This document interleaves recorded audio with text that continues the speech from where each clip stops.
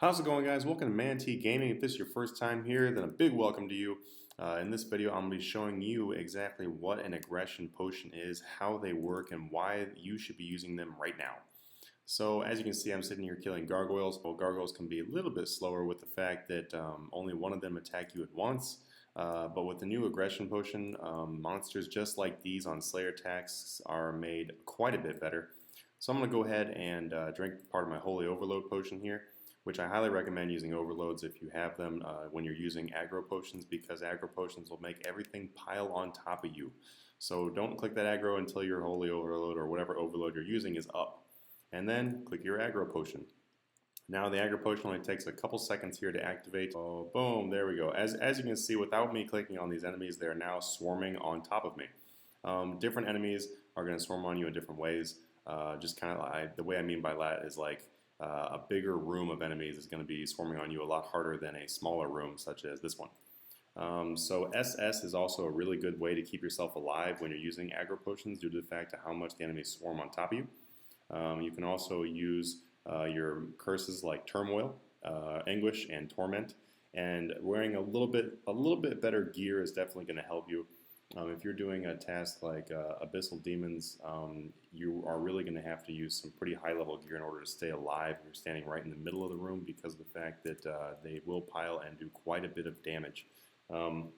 Certain monsters I really don't recommend using aggro potions on. So if you've got a certain task and you're like, oh yeah, I'll use an aggro potion for that, that would be something like Ripper Demons. Using aggro potion on Ripper Demons, you might as well just go ahead and drop all your gear now because you're going to die. A couple other tasks or other things you don't want to do it on. I haven't tested on mammoths yet, but I would imagine that the mammoths is also a really bad idea for something to use aggro potions on.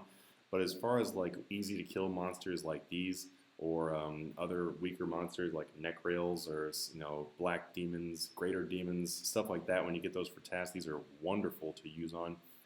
Just make sure you can actually handle the monster before you activate your aggro potion. Now a little bit more about the aggro potion. It'll pop up right up here.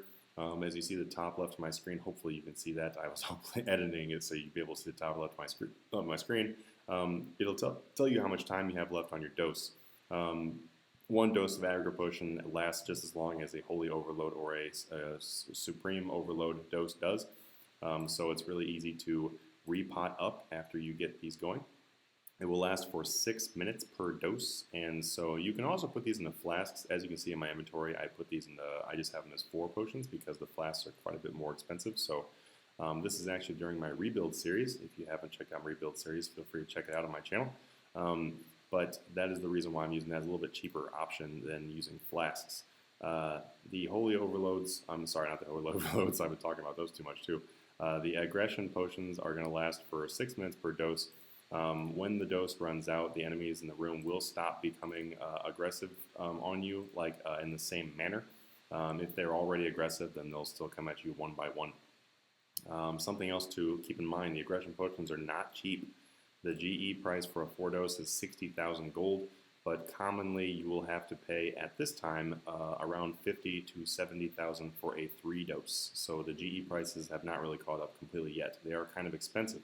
If you want to make your own, it takes searing ashes plus a bloodweed. You can grow bloodweed out in the wilderness, or you can buy both searing ashes and bloodweeds in the GE. I do recommend that you grow your own if you're trying to save some money, but if you're trying to make them in bulk, then obviously go ahead and buy them from the GE. You still have a pretty good chance of saving a little bit of money in comparison to buying them because of the fact that you can save pots by using wells and other things like that.